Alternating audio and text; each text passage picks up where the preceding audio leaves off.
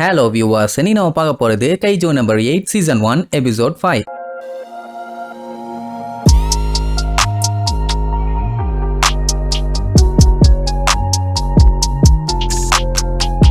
Open பண்ணா போன பாட்டுல திடீர்னு நைட்டு நேரம் அலாரம் அடிச்சதுல அது என்ன ஏதுன்னு பாத்தீங்கன்னா கைஜு தான் வந்துருக்குது. அதனால அந்த ஏரியால இருக்க மக்கள் எல்லாத்தையுமே வேற ஒரு இடத்துக்கு எவாக்குவேட் பண்ணிட்டாங்க. இந்த வேலையெல்லாம் பண்றது மிலிட்டரி ஆளுங்க தான். வந்திருக்க கைஜு கொஞ்சம் பெருசு போல, ஏன்னா ஏகப்பட்ட இடத்த சூறையாடிருச்சு. மக்கள் எல்லாம் பாத்தீங்கன்னா பஸ்ல தான் ஏத்தி விட்டு அனுப்பிட்டு இருக்காங்க. பாவம், ஒவ்வொருத்தருக்கும் ஒவ்வொரு பஞ்சாயத்து. ஆனா எதுவும் பண்ண முடியாது. பஸ்ல ஏறி அவங்க மாட்டுக்கு போய்கிட்டே இருக்க வேண்டியதான், இல்லன்னா உசுருக்கு ஆபத்து. அதுக்காகவே பார்த்து வேலையை பார்த்துட்டு இருக்காங்க. சோ இப்ப வந்துக்கிறது பாத்தீங்கன்னா ஹோஞ்சு. அது ஃபர்ஸ்ட் வந்தது கனவா ஃபால்ட்டுங்கிற ஒரு இடத்துக்கு. அதுக்கப்புறம் அப்படியே பூமிக்கு அடியில டிராவல் பண்ணி பயங்கரமா வளர ஆரம்பிச்சு அதுக்கப்புறம் தான் இவ்வளவு பெருசுக்கு வந்துருக்குது. இல்ல இன்னொரு பஞ்சாயத்து என்னன்னா, அந்த பெரிய ஹாஞ்சோ வந்த அடுத்த செகண்டே அந்த இடத்தை சுத்தி ஏகப்பட்ட யோஜூஸ் வந்துருச்சுங்க. இப்போ அது மத்த இடத்துக்கு பரவாம இருக்கணும்னா அங்க சென்ட்ரல்லயே வச்சு இவங்க காலி பண்ணும், இல்லன்னா அதுங்க மத்த இடங்களுக்கும் பரவி மக்கள் எல்லாத்துக்குமே ஆபத்து, நிறைய பேர்த்த கொன்றுங்க. அதனால ஹாஞ்சுவை நம்ம மினா போட்டு தள்ளிடுறேன்பா. அதுவும் செக்டார் எக்கோங்கிற ஒரு இடம் இருக்கு, அங்க இருந்து சுட்டு தள்ளிடுவாளாமா. ஏன்னா அதுங்க அந்த இடத்தை நோக்கி தான் வந்துகிட்டு இருக்குதுங்க. அப்படி இருக்கும்போது டார்கெட் பண்ணி சுடுறது ரொம்ப ஈஸி. இந்த ஆபரேஷனுக்கு மினா வச்சிருக்க பேரு சஹமிஹாரா நியூட்ரலைசேஷன் ஆபரேஷன். எல்லாருமே நல்லபடியா சக்சஸ்ஃபுல்லா வேலையை முடிச்சிருங்க, யாருக்கும் எந்த ஆபத்தும் வரக்கூடாதுன்னு சொல்லிட்டு அத்தனை பேருமே கிளம்பியாச்சு. மெயினா புதுசா சேர்ந்தாங்களே அவங்க எல்லாருமே இதுதான் இவங்களோட first mission. So vice captain எல்லாருமே தயாரா இருங்க. இந்த டைம் நம்ம கைஜுவா பக்காவா கொண்டுணும்பா. எல்லாத்துக்கும் கொஞ்சம் ஆர்வமும் பதட்டமும் இருக்கும், ஆனா வெளியில காட்டிக்க மாட்டாங்க. ஷினோமியாக்கு இவங்க இப்ப கைஜுவா போய் கொல்ல போறாங்கன்னு கவலை இல்ல. கஃப்கா கைஜுவா மாறினால அதைத்தான் நம்ப முடியல. நம்மால் மாறானே அந்த கைஜுவோட பேரு தான் நம்பர் 8ன்னு வச்சிருக்காங்க. சரி, மனுஷன் அப்படியே உட்காந்து யோசிச்சுக்கிட்டே வரானே, ஏதோ பிளான் பண்றான்னு பார்த்தா பயத்துல அவனுக்கு அங்கேயே வாந்தி வந்துரும். மேட்டர் என்னன்னா, பீதியில நிறைய சாப்பிட்டானாமா. எவனாச்சும் பயத்துல சாப்பிடுவானாயா? ஏயா உசுர வாங்குறேன்னு அவனை போட்டு வாங்குன்னு எல்லாம் வாங்கி தள்ளிட்டு போவாங்க. அப்படி கிளம்பினவங்க ஒரு வழியா நியூட்ரலைசேஷன் பாயிண்ட்டுக்கு போய் சேர்ந்துட்டாங்க. அங்கதான் அந்த கைஜூஸ் எல்லாம் வரப்போகுது. பாட்லயே வச்சு எல்லாத்தையுமே போட்டு தள்ளணும். எங்க வந்துட்டு இருக்கு என்னன்னு பார்த்தா பெரிய சைஸ்ல பட்டு பயங்கரமா வந்து நின்னுட்டு இருக்கும். இப்ப என்னன்னா, இந்த ஹாஞ்சுவை அழுக்கிற வேலையை கேப்டன் பாத்துக்குவாங்க. சோ அதுகிட்ட யாரும் போகணும்னு அவசியம் இல்லை. ஆனா அந்த ஹாஞ்சு வந்து ஏகப்பட்ட யோஜுவை கிரியேட் பண்ணிட்டு இருக்குது. அதை இவங்க காலி பண்ணும். இந்த மாதிரி எல்லாம் வரும்னு இவங்க எல்லாத்துக்கும் நல்லாவே தெரியும். அதனால தான் அதை காலி பண்றதுக்காக இப்படி ஒரு ஸ்பாட்டை ரெடி பண்ணி வச்சிருக்காங்க. சோ இவங்க வேலை என்னன்னா, முடிஞ்ச அளவுக்கு கிரியேட் ஆகிற எந்த யோஜுவா இருந்தாலும் அது இந்த ஏரியாவை தாண்டி போறதுக்குள்ளேயே போட்டு தள்ளணும். இவங்க எந்த அளவுக்கு மத்த இடத்தெல்லாம் டேமேஜ் பண்ணாம வேலையை முடிக்கிறாங்களோ அந்த அளவுக்கு அவங்க ரீபில்டு பண்ற வேலை மிச்சம். அதனாலேயே வைஸ் கேப்டன் எல்லாத்தையும் கொஞ்சம் பார்த்து பக்குவமா சண்டை போட சொல்லுவான். அண்ட் புதுசா வந்திருக்க எல்லாத்தையுமே முடிஞ்ச அளவுக்கு பின்னாடி தான் நிக்க வைக்க போறான். மேக்சிமம் இவங்களை தாண்டி எதுவும் வராது. அப்படி வந்துச்சுன்னா அது எல்லாத்தையும் இவங்க தான் சமாளிச்சாகணும். ஐ மீன் காலி பண்ணி ஆகணும். நீங்க டெஸ்ட்ல எவ்வளவு வேணாலும் ஸ்கோர் பண்ணிருக்கலாம், உங்க பவரை யூஸ் பண்ணிருக்கலாம், ஆனா அதெல்லாம் இங்க வேலைக்கே ஆகாது. நீங்க யாரு என்னன்னு சொல்லி உங்களோட டேலண்ட்டை இந்த மாதிரி ஒரு ஸ்பாட்ல தான் காட்டணும். எல்லாம் தயாரான உடனே வெறி கொண்டு கத்துவாங்க. மொத்தத்துல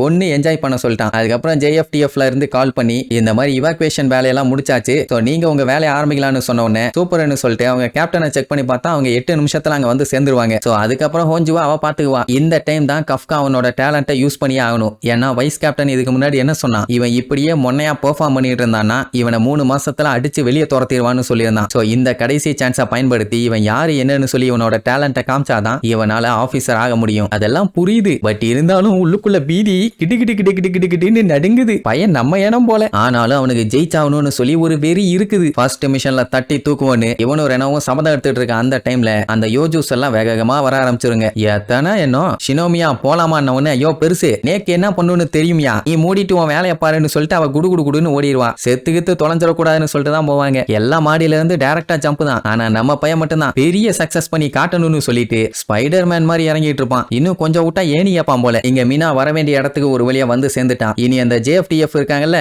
அவங்களோட ஆயுதத்தெல்லாம் யூஸ் பண்ணி ஹாஞ்சுவை அந்த இடத்துலயே லாக் பண்ணும். அதனால அதை கண்டபடி சுட்டு அதை அசைய விடாம பண்ணுவானுங்க. இவங்க சுட ஆரம்பிச்ச உடனே அது இன்னும் வேகமா மூவ் பண்ண ஆரம்பிச்சிடும். அதை பாத்தீங்களா, காளான் செடி மாதிரி இருக்குது. வைஸ் கேப்டன் நியூ ரெக்ரூட்ஸ் எல்லாத்தையுமே உங்களுக்கு மொத மிஷனே நல்லா அமோகமா அமைஞ்சிருக்குது. உங்க லட்சணம் என்னன்னு சொல்லி சீனியர்ஸ்க்கு காமிங்க, அப்பதானே உங்களை பத்தி எங்களுக்கும் நல்லா தெரியும் அப்படின்ட்டு இந்த நேரத்திலயும் காமெடி பண்ணிட்டு இருப்பான். அப்ப கஃப்கா பாத்தீங்கன்னா கையை தூக்கி பார்ப்பான், பயத்துல நடுங்குதான்னு. ஆனா அந்த மாதிரி எந்த ஒரு பதட்டமுமே இல்ல. சொல்ல போனா இது எக்ஸாம் கிடையாது, நெஜ சண்டை. ஆனாலும் ஏன் பயம் இல்லைன்னா, எல்லாத்துக்கும் காரணம் அந்த சூட்டு. என்னோட காம்பேட் பவரை நான் தாறுமாறா வெளிப்படுத்த போறேன்னு சொல்லிட்டு சீனை போட்டுட்டு இருக்கும் போதே ஒரு யோஜு வேகமா வந்து ஒரே அடி பையன் அப்படியே சுத்திட்டு போய் குப்பையில போய் விழுவான். ஷினோமியா பச்சை திட்டுவா, யோ பவர்ஃபுல்லா இருக்க எங்களையவே பின்னாடி விட்டுருக்காங்க, 1% பவரை வச்சுக்கிட்டு உனக்கு என்ன பில்டப், பேசாம பின்னாடி நிக்க மாட்டியான்னு வண்டியா திட்டிட்டு இருக்கும்போது இவங்களுக்கு முன்னாடி இருக்க சீனியர்ஸ் எல்லாம் கேவலமா பேச ஆரம்பிச்சிருவாங்க. ஐயய்யய்யய்ய, இந்த யோஜுவை சுட்டு தள்ளுறதா இல்ல புதுசா வந்தவங்கள பாதுகாக்கிறதா? பேசாம இவங்களை கூப்பிட்டு வராமையா இருந்திருக்கலாம். ஓரமா நின்னு வேடிக்கை பார்க்க சொல்லுவாங்க. அது ஷினோமியாவை பயங்கரமா கடுப்பேத்தி விட்டுரும். இப்ப மேட்டர் என்னன்னா, அந்த யோஜுவோட முக்கியமான பாயிண்ட் எதுன்னு தெரியல. அதை அடிச்சாதான் மொத்தமா அதை காலி பண்ண முடியும். இல்லன்னா திருப்பி திருப்பி அதுங்க வந்துகிட்டே இருக்கும். ஐ மீன் செத்ததே திருப்பி எந்திரிச்சு வந்துரும். அதனால ஃப்ரண்ட்ல இருக்க ஆளுங்க தகவல் கொடுக்குற வரைக்கும் கொஞ்சம் பொறுமையா இருங்கன்னு சொல்லி ஆர்டர் கொடுத்துட்டு இருப்பாங்க. அப்பதான் ஷினோமியா களத்துல இறங்கி கண்டமேனி எல்லாத்தையும் சுட்டு தள்ளுவா. அதாவது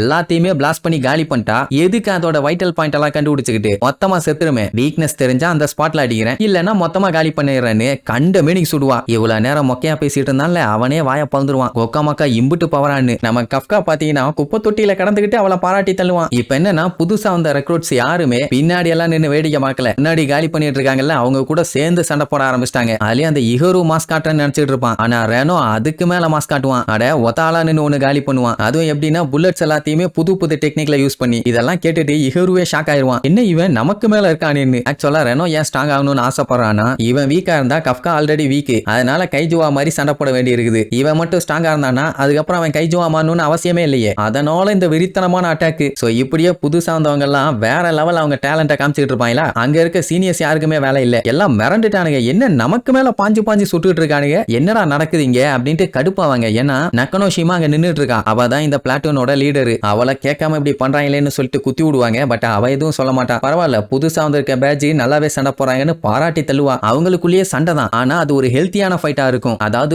ஒருத்தரை விட ஒருத்தர் பெஸ்ட் ஆகணும்னு நினைப்பாங்களே தவிர பொறாம பட மாட்டாங்க. நக்கனோஷிமாவே அசந்து போயிட்டா. ஒருத்தன் புத்திசாலி, ஒருத்தன் பலசாலி. ஆல்ரெடி வைஸ் கேப்டன் இந்த மேட்டரை இவகிட்ட சொல்லியிருந்தான். அவன் சொன்னதுக்கு மேலேயே தான் சண்டை போடுறாங்க. இப்படி இவங்க சண்டை போட்டாங்கன்னா அவங்களால மத்தவங்களும் தைரியமா சண்டை போடுவாங்கல்ல. எப்படியே போட்டி போட்டு கொண்டு ஏகப்பட்ட யோஜுஸை காலி பண்ணிட்டாங்க. அந்த ஏரியால யோஜுவே இல்ல. கஃப்கா பார்த்துட்டு எல்லாருமே பாஸ் காட்டுறாங்க, நான் மட்டும் தான் இப்படி இருக்கேன்னு ஃபீல் பண்ணுவான். இப்ப இந்த ஃபைட்ல பாத்தீங்கன்னா டாப் ரேங்கிங்ல இருக்கிறது நம்ம ரெனோவும் இஹருவும் தான். இதை கேட்ட உடனே கஃப்காக்கு ஐயோ நம்ம மட்டும் தான் அப்ப சும்மா இருக்குமா, ஏதாச்சும் பண்ணணுமேன்னு பயங்கரமா யோசிப்பான். அப்பதான் சீனியர் சொன்ன விஷயம் மைண்டுக்கு வரும். என்னன்னா இப்ப இருக்க கைஜுவோட வீக்னஸ் எதுவுமே இவங்களுக்கு தெரியல. முன்னாடி இருக்கவங்க சொன்னாதான் அதுக்கப்புறம் இவங்க மூவ் பண்ணி போய் அட்டாக் பண்ண முடியும். அதனால அது வரைக்கும் தாக்கு பிடிங்க, பேசாம இருங்கன்னு சொல்லியிருந்தாரு. நம்ம ஆளுங்க அதை கேட்காம கண்டமணிக்கு சொல்றாங்கன்னு வைங்க. அப்ப அதோட வீக் பாயிண்ட் எதுன்னு தெரிஞ்சதுன்னா ஈஸியா காலி பண்ணிடலாமே. அங்க ஏகப்பட்ட யோஜு செத்து கிடக்குது. அதோட வீக் பாயிண்ட் எங்க இருக்குதுன்னு கண்டுபிடிக்கிறதுக்காக அதை போட்டு பிரிச்சுட்டு இருப்பான். மத்தவங்க எல்லாம் பார்த்துட்டு என்ன இவன் லூசு மாதிரி பண்ணிட்டு இருக்கானேன்னு சொல்லுவாங்க. ஆனா நம்ம பையகிட்ட சூட் இருக்கிறதுனால அவனால ஈஸியாவே அந்த பாடி எல்லாம் கிழிச்சுக்கிட்டு உள்ள போக முடியுது. நார்மல் டைம்ல எல்லாம் அப்படி முடியாது, ரொம்ப கஷ்டப்படணும். அதோட ஸ்ட்ரக்சர் எல்லாத்தையுமே ஒன்னொன்னா ஸ்டடி பண்ணிட்டு கடைசியில யோஜுவோட அந்த கோர் பாயிண்ட் எதுன்னு கண்டுபிடிச்சிட்டான். அதை உடனே வைஸ் கேப்டன் இன்ஃபார்ம் பண்ணுவான். இந்த மாதிரி அதோட டாப் பிளேயர் ரொம்ப ஹார்டா இருக்குது,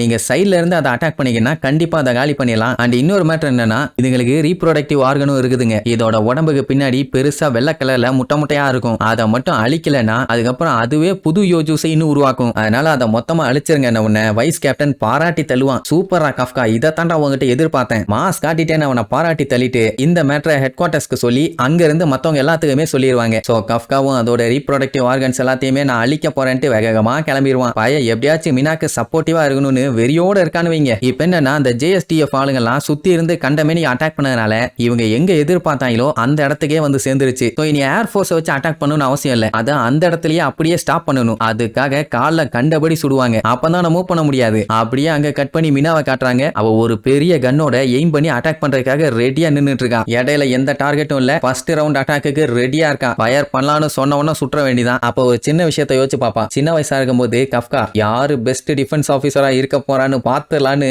பயங்கரமா பில்டப் பண்ணிருப்பான். இப்ப அவன் அங்கதானே இருக்கான். என் அட்டாக்க பாரு யாரு பெஸ்ட்னு அப்ப தெரியும்னு சொல்லிட்டு அவனுக்கு சொல்ல மாட்டா. அவன் மனசுக்குள்ள நினைச்சுக்குவா. அப்படி நினைச்சிட்டு அவளோட காம்பேட் பவரை வெளியில எடுப்பா. அவ நின்னுட்டு இருக்க இடமே உடைய ஆரம்பிக்கும். அதுவும் பவர் எவ்வளவு 96%. அந்த பவர்ல ஒரு ஃபயர் பண்ணுவா. அந்த ஹாஞ்சுவோட வயித்துல ஒரு பெரிய ஓட்டை. வைஸ் கேப்டன் கஃப்கா கிட்ட பாத்தியா, அவ கூட இருக்கணும்னு ஆசைப்படுறியே, அப்ப எந்த அளவுக்கு நீ பவர்ஃபுல்லா இருக்கணும்னு யோசிச்சு பாரு அப்படின்னு சொல்லிட்டு அந்த ஹாஞ்சுவா காட்டுவாங்க. பார்த்தா அதோட கோர் பாயிண்ட் வெளியில தெரியும். ரைட்னு செகண்ட் ரவுண்ட் ரெடியா இருக்கும்பா சுட சொல்லுவாங்க. டப்புன்னு சுடுவா. மேல் பக்கமே கம்ப்ளீட்டா காலி. அதோட வைட்டல் பாயிண்டே காலி. மொத்தமா சோலி முடிஞ்சு டவுன்ல இருக்க பாடி பார்ட் மட்டும் தான் இருக்கும். அப்படியே பொத்துன்னு விழும். அப்புறம் மறுபடியும் ஃபயர் பண்ண ரெடியா இருக்கும்பா சரி பண்ணுங்க உடனே மறுபடியும் சுடுவா. இன்னும் கொஞ்சம் அதோட பாடி காலி ஆகும். அவ்வளவுதான், அது மொத்தமா காலி. அதோட பாடியில இப்ப எந்த ஒரு மூவ்மெண்ட்டுமே இல்ல. எல்லாத்தையும் கிளியர் பண்ணிருங்க முடிஞ்சதுன்னு சொன்னா 4வது ரவுண்ட் சுடுறதுக்காக லோட் பண்ணி வச்சிருப்பான். அதான் காலி ஆயிடுச்சு, மறுபடியும் சுண்ணுமான்னு கேட்டா சுடுறதுக்கு நான் தயாரா இருக்கேன்பா. சரி சுடுங்க உடனே அடுத்து அதை சுட்டு கடைசி பீஸ் வரைக்கும் அதை காலி பண்ணிட்டு இருப்பான். கஃப்கா இவளோட அட்டாக் எல்லாம் டிவில பாக்குறத விட நேர்ல பார்க்க தான் சூப்பரா இருக்குதுன்னு சொல்லி என்ஜாய் பண்ணிட்டு இருப்பான். அப்ப வைஸ் கேப்டன் வந்து பாத்தில மினாவோட பவர், நீ அவ கூட இருக்கணும்னா அந்த அளவுக்கு உங்ககிட்டயும் பவர் இருக்கணும்ல. சும்மா அந்த 1% பவர் வச்சுட்டெல்லாம் ஒன்னும் கிண்ட முடியாது. என்ன அவன் கிண்டல் பண்ணுவான். அப்படின்னா உங்ககிட்டயும் நான் பவர் அவ்வளவு இருக்குன்னு நம்பணுமான்னு கேட்பான். மத்த வைஸ் கேப்டன் என்ன பண்ணுவான், கொய்யால என்னையவே எதிர்த்து பேசுறான்னு சண்டைக்கு வருவானுங்க. ஆனா இவன் அப்படியெல்லாம் எதுவுமே இல்ல நீருவான். என்னையா சொல்ற, ஒன்னும் புரியலையேன்னு சொல்லி கேட்டா, இவனால எதிரியெல்லாம் லாங் ரேஞ்சில இருந்து சுட முடியாது. அதாவது நம்ம மினா சொல்ற மாதிரி நான் சின்ன கைஜு இல்ல அதை விட கொஞ்சம் பெரிய கைஜு வந்துச்சுன்னா என் திறமை அப்பதான் உனக்கு தெரியும்னு சொல்லிட்டு இருக்கும் போதே பின்னாடி ஒரு கைஜு வந்து நின்னுட்டு இருக்கும். ஐயோ கேப்டன் தள்ளி போங்க அப்படின்ட்டு கண்ணை நீட்டுவான். அந்த டைம் அவன் கத்தியை எடுத்து வைக்கிறது மட்டும்தான் தெரியும், வேற ஒன்னும் தெரியாது. அந்த யோஜு வந்து பீஸா கட்டாயி கீழே விழும். சரியான ஃபாஸ்ட் கட்டானாவை யூஸ் பண்ணி கண்டம் பண்ணிட்டான். கண்ணுல தெரியாத அளவுக்கு வேகமா. அட பாவி பயலாமா. ஆக்சுவலா இவங்க ஃபேமிலியே ஒரு கைஜு ஹண்டர்ஸ் தான். அதுலயும் பெஸ்ட் இவன் தானாமா. எந்த டீமா இருந்தாலும் அதுல கேப்டனும் வைஸ் கேப்டனும் பெஸ்டா இருப்பாங்க. அதுல அவங்களுக்கு ஏத்த மாதிரி சூப்பரான ஆயுதத்தையும் கொடுத்திருப்பாங்க. அப்படிதான் இவனுக்கு இந்த கட்டானா அவனோட எனர்ஜியை அந்த கட்டானால யூஸ் பண்ணி அதுக்கப்புறம் அட்டாக் பண்றான். அதனாலதான் அவ்வளவு பவர் அவ்வளவு வேகம். சரி ஓகே, பேசுறத நிப்பாட்டிட்டு வேலையை ஸ்டார்ட் பண்ணலாம்னு சொல்லுவானா. அதான் எல்லாத்தையும் காலி பண்ணியாச்சு, அதுக்கப்புறம் என்னையா பஞ்சாயத்துன்னு கேட்டா, பஞ்சாயத்தே இனிதான். ஏன்னா ஹாஞ்சுவை காலி பண்ணிட்டாங்க. ஆனா அது பாடியில இருந்து ஏகப்பட்ட யோஜூஸ் கிரியேட் ஆகி வரும். அதை இவங்க காலி பண்ணும், இல்லன்னா தண்டனக்காதான்னு சொல்லிட்டு இருக்கும் போதே ஏகப்பட்ட யோஜூஸ் அப்படியே குட்டி குட்டியா கிரியேட் ஆகி அது பாட்டுக்கு கொச்சன்னு வந்துகிட்டே இருக்கும். ஒக்காமக்கா ஒரு 100-200னா பரவாயில்ல, 1000-2000 10,000 கணக்குல வந்துகிட்டு இருக்குங்க. வைஸ் கேப்டன் கேஷுவலா சொல்லுவான் எல்லாத்துக்கிட்டையும், சரி வாங்க எல்லா யோஜுவையும் கொண்டுட்டு சாலியா வீட்டுக்கு போய் சாப்பிடலாம். ஓகே தானே. என்ன ஒண்ணு புதுசா வந்திருக்க எல்லாத்துக்கும் அள்ளு விட்டுரும். என்ன இத்தனை என்னத்த அசால்ட்டா கொள்ள சொல்றானேன்னு சீனியர்ஸ் எல்லாம் உடனே கிண்டல் பண்ணுவானுங்க. என்னடா கண்டுகளா, அவ்வளவு சீக்கிரத்துல டயர்ட் ஆயிட்டீங்களா, உங்களுக்கு எல்லாம் ஸ்டாமினாவே பத்தாது, காம்பேட் பவரை மட்டும் யூஸ் பண்ணா பெரிய ஆளுங்க கிடையாது, எப்படி சண்டை போடணும்னு தெரியணும், அதை எங்களை பார்த்து கத்துக்கங்கன்னு மறுபடியும் மொக்க பண்ணிட்டு போவானுங்க. அப்ப அந்த பிளாட்டூனோட லீடரு நக்கனோஷிமா இவங்க ரெண்டு பேத்தையும் அலேக்கா புடிச்சு, என்ன கண்டுகளா இப்படி ஆயிட்டீங்க, சீனியர்ஸ் எல்லாம் உங்களை ஓரமா படுத்து தூங்க சொல்லிட்டு போறாங்க, நீங்க என்ன வேடிக்கையா பார்க்க போறீங்க அப்படின்னு கேட்டவுடனே, நாங்க எதுக்கு வேடிக்கை பார்க்கணும், நாங்களும் பொழந்து கட்டுவோன்னு பிச்சுக்கிட்டு கிளம்பிடுவானுங்க. நல்லா உசுப்பேத்தி விடுறா. ஆனா ஹெட் குவார்டர்ஸ்ல நியூ ரெக்ரூட்ஸோட ஸ்டாமினாவை செக் பண்ணி பார்க்கும்போது அவங்க இப்ப டயர்ட் ஆயிட்டாங்க. அவங்களோட காம்பேட் பவரும் கொஞ்சம் கொஞ்சமா குறைஞ்சிக்கிட்டே வருது. சொல்ல போனா இது கொஞ்சம் பெரிய மிஷன் தான். சின்ன மிஷனா பண்ணிட்டு அதுக்கப்புறம் போயிருந்தாங்கன்னா கொஞ்சம் எக்ஸ்பீரியன்ஸ் இருந்திருக்கும். இதுல எப்படி பண்றாங்கல்ல, கஷ்டப்பட்டு தான் ஆகணும், வேற வழி இல்ல. ஆனா இதை மட்டும் சமாளிச்சிட்டாங்கன்னா கண்டிப்பா ஃபியூச்சர்ல எதை வேணாலும் அவங்க சமாளிப்பாங்க. நிறைய பேர் பாத்தீங்கன்னா மூச்சு விட முடியாம அடிபட்டு மிதிபட்டு கடிபட்டு மூளையில கடந்து முக்கிட்டு இருப்பாங்க. எல்லாருமே சண்டை போட்டு கடைசியில அவங்க பவர் எவ்வளவு இருக்குன்னு பார்த்தா 20-30% தான். அவங்கள யாரு பெஸ்டா இருக்காங்களோ அவங்க தான் கேப்டன் ஆவாங்க. அதெல்லாம் வச்சு பார்க்கும்போது ஷினோமியா லெவலுக்கு யாராலையுமே வர முடியல. அதனால அவளுக்கு மட்டும்தான் அந்த கேப்டன் ஆகிற தகுதி இருக்குன்னு வேற சொல்லுவான். பட் இன்னொருத்தனும் இப்ப சேர்ந்திருக்கான், அதுதான் நம்ம ரெனோ. அவனுமே இப்ப மாஸ் காட்டிட்டு இருக்கான். இஹருக்கு கடுப்பாகும், ஏன்னா டெக்னிக்கல் காலேஜ்ல இவன் பயங்கரமா பிராக்டிஸ் பண்ணியிருக்கான். பட் இருந்தாலுமே ரெனோவோட ஸ்பீடுக்கு ஈக்குவலா அவனால சண்டை போட முடியல. அங்க இருக்க யோஜூஸ் எல்லாத்தையும் போட்டு தள்ளிட்டானுங்க. அடுத்து செக்டார் ஃபாக்ஸ் ஸ்டார்ட்ல யோஜூஸ் எல்லாம் என்டர் ஆயிட்டு இருக்குங்க. அங்க போய் காலி பண்ணலான்ட்டு வேகமா போனா வழியில இந்த மான்ஸ்டர் ஸ்வீப்பர்ஸ் இருக்காங்களே, அதான் செத்து போன கைஜோவோட பாடிஸ் எல்லாத்தையுமே கிளியர் பண்ணுவாங்களே, அதுல ஒரு ஆள் அங்க உட்கார்ந்துட்டு இருப்பான். அட அறிவு கட்டவனே, சண்டை முடிஞ்சதுக்கு அப்புறம் தான்டா வந்து கிளீன் பண்ணுவாங்க, நீ என்னடா அடிச்சு புடிச்சு ஆர்வ கோளாறுல இப்பவே வந்துட்டு ஒழுங்கா கிளம்புன்னு சொன்னா அவன் இவங்க பேசுறத கண்டுக்கவே மாட்டான். என்ன நடக்குது இங்க, இதுக்குள்ள ரீப்ரொடக்டிவ் ஆர்கன்லாம் வச்சிருந்தேன், அது எல்லாத்தையுமே காலி பண்ணிருக்கானுங்க, இவனுக்கு எப்படி தெரிஞ்சது அப்படின்னா கைஜோவை பத்தி நல்லா தெரிஞ்சவங்க ஒருத்தன் இருக்கான், அவனை காலி பண்ணும் போலயே அவன் யாருன்னு உங்களுக்கு தெரியுமான்ட்டு திரும்புவான். பார்த்தா இவன் தான் அந்த தட்டவட மட்டையை வச்சுட்டு வந்தானே அந்த கைஜு. அப்படின்னா இதுங்களை கிளப்பி விட்டதே இவன் தான் போல. இதுக்கப்புறம் என்னென்னலாம் பண்ணி அவனை காலி பண்றாங்கன்னு அடுத்தடுத்த எபிசோட்ல பார்க்கலாம். டாடா.